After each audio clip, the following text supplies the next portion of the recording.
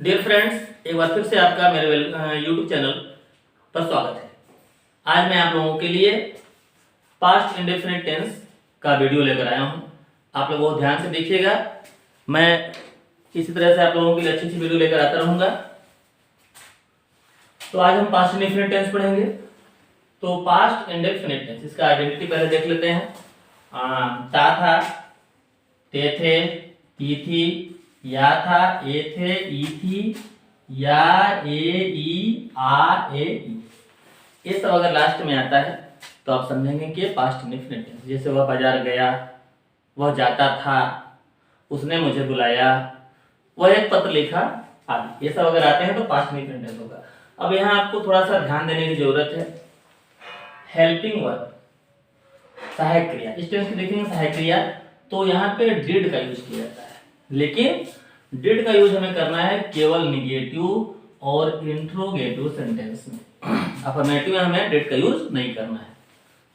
तो अब वर्ब देख लेते हैं, वर्ब का कौन सा फॉर्म यूज करते हैं। तो अगर अफर्मेटिव सेंटेंस रहा तो हम वर्ब का सेकेंड फॉर्म लगाते हैं, लेकिन उसमें हमें कोई भी हेल्पिंग वर्ब का यूज नहीं करना है, यानी उसमें हमें डिड का यूज नहीं करना है। अफर्मेटिव में केवल वर्ब का सेकेंड फॉर्म लगाएंगे। और अगर नेगेटिव और इंट्रोगेटिव सेंटेंस रहा तो वहां पे डिड भी लगाना है हमें, और वर्ब का फर्स्ट फॉर्म लगाना है। यानी कि अगर वर्ब का सेकेंड फॉर्म लगेगा तो डिड का यूज नहीं करेंगे अफर्मेटिव में, और अगर नेगेटिव और इंट्रोगेटिव में डिड का यूज हुआ तो हमें वर्ब का फर्स्ट फॉर्म लगा देना है। याद रखिएगा इस बात को। सबसे पहले देखते हैं अफर्मेटिव सेंटेंस। अफर्मेटिव सेंटेंस में सबसे पहले सब्जेक्ट, इसके बाद वर्ब का सेकेंड फॉर्म, और फिर ऑब्जेक्ट। जैसे उसने मुझे बुलाया, उसने तो किसने बुलाया, तो उसने का यूज होता है ही।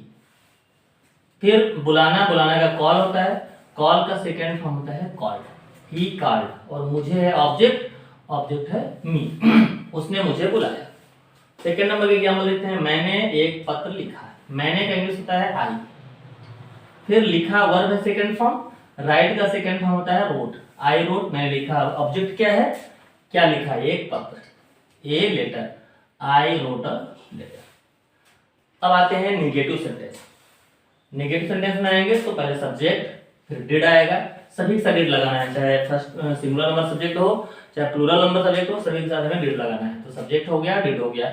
इसके बाद लगाते हैं नॉट, फिर आता है वर्ब का फर्स्ट फॉर्म, और लास्ट में आता है ऑब्जेक्ट। जैसे वह स्कूल नहीं गई, गई ये आया हुआ है। सबसे पहले सब्जेक्ट आता है, कौन स्कूल नहीं गया, तो वह का यूज होता है सी लगा दिए। इसके बाद लगाए हमको हेल्पिंग वर्ब, तो हेल्पिंग वर्ब है यहाँ पे डिड। इसके बाद लगाते हैं नॉट, तो नॉट भी यहाँ पे दिया हुआ है। फिर आता है वर्ब का फर्स्ट फॉर्म, तो यहाँ पे वर्ब है क्या चीज, गई, जाना, जाना का होता है गो, गो के बाद टू आता है, और फिर आता है प्लेस, प्लेस क्या है, school. She did not go to school। Next number का एग्जांपल देखेंगे। रोहन फल नहीं बेचता था, रोहन कौन नहीं बेचता था, तो रोहन, रोहन पर यूज कर दिए सब्जेक्ट। फिर आता है हेल्पिंग वर्ब, हेल्पिंग वर्ब होता है डिड। इसके बाद लगाते हैं नॉट। फिर आता है वर्ब, वर्ब क्या है, बेचना, बेचना का फर्स्ट फॉर्म होता है सेल। क्या नहीं बेचता था, तो फल, फल का होता है fruits. Rohan did not sell fruits. Clear हो गया। इंट्रोगेटिव, इंट्रोगेटिव सेंटेंस में जब आएंगे तो वहां इंट्रोगेटिव के दो पार्ट्स होते हैं, एक हेल्पिंग वर्ब टाइप होता है और एक क्वेश्चन वर्ब टाइप होता है। हेल्पिंग वर्ब टाइप से जो सेंटेंस शुरू होंगे इंग्लिश हिंदी में क्या से शुरू होंगे, और बनाते समय उस टेंस की हेल्पिंग वर्ब लगाते हैं। ये तो चूंकि पता होगा आपको। तो क्या तुमने कुछ खाया, तो क्या तुमने, तुमने का इंग्लिश होता है यू, और यू के साथ हमको यहाँ लगाना है डिड। तो पहले डिड लगाएंगे, फिर सब्जेक्ट लगाएंगे, तो डिड यू। फिर आता है वर्ब, वर्ब का फर्स्ट फॉर्म, तो वर्ब है यहाँ पे क्या चीज है, खाना, खाना का होता है इट। क्या खाया, तो कुछ, कुछ का होता है एनीथिंग। ठीक है, समथिंग भी होता है, लेकिन समथिंग का यूज हम अफर्मेटिव में करते हैं, और नेगेटिव और इंट्रोगेटिव में एनीथिंग का यूज करते हैं। क्लियर है। क्या वह कल स्कूल नहीं गई, तो डिड। पहले तो क्या की इंग्लिश देखेंगे, तो टेंस पास्ट इंडेफिनिट है तो पहले लगा दिए डिड। फिर वह का इंग्लिश होता है सी, डिड सी। नहीं गया है, यानी क्या इंट्रोगेटिव नेगेटिव है, तो जब भी इंट्रोगेटिव में नॉट आता है तो हम सब्जेक्ट के बाद नॉट लगाते हैं, तो डिड सी नॉट। फिर आता है जाना, जाना का होता है इंग्लिश गो, गो के बाद टू का यूज करते ही हैं, फिर आता है प्लेस, स्कूल, स्कूल उतार दिए, और कल, कल होता है टाइम, टाइम यहाँ पे यस्टरडे हम उतार देंगे। इसके बाद आता है WH टाइप, ये था हेल्पिंग वर्ड टाइप और ये हो गया WH टाइप। WH टाइप होगा तो पहले क्वेश्चन वर्ड आएगा, फिर हेल्पिंग वर्ब आएगा, फिर सब्जेक्ट, इसके बाद वर्ब, वर्ब का फर्स्ट फॉर्म, इसके बाद आता है ऑब्जेक्ट।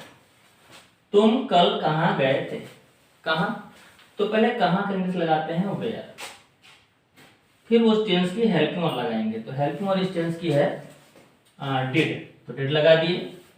इसके बाद आता है सब्जेक्ट, तो सब्जेक्ट क्या है, तुम, कौन है, तो तुम। फिर आता है वर्ब, वर्ब हो गया जाना, जाना का क्या होता है, गो, गो लगा दिए। अब चूंकि प्लेस आया नहीं इसलिए टू नहीं लगाएंगे यहाँ पे। अब केवल बचा हुआ है टाइम, कल, कल का होता है yesterday. Where did you go yesterday.